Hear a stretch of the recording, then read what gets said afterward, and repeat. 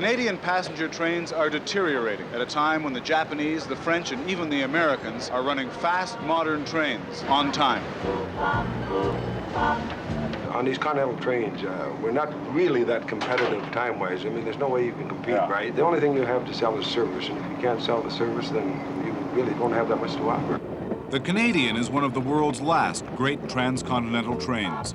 You can still get across the United States by train, then you can sip champagne across Europe on the Orient Express.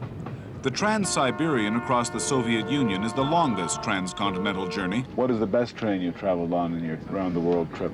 I think the Trans-Siberian, really. The Japanese train was very good and clean, but it wasn't the famous bullet train, of course, so we didn't really see their best train. Today, fast trains are the big story. Quick, convenient transport that should be able to get people from downtown to downtown faster than a plane. They should be able to, but in Canada, they don't. Look at the money that was spent on 401.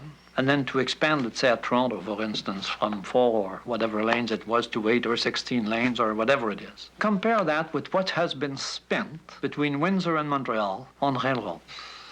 So then, why do people drive and why do they go by air? I don't see why the government of Canada and the taxpayers of Canada should pay to subsidize Montreal-Toronto traffic. It's very greatly resented out west. When customers begin to see that the railways want their money and are prepared to work for it, they respond. The last time I came down, they had the dining car on, and I went in the dining room, and I had a wonderful dinner.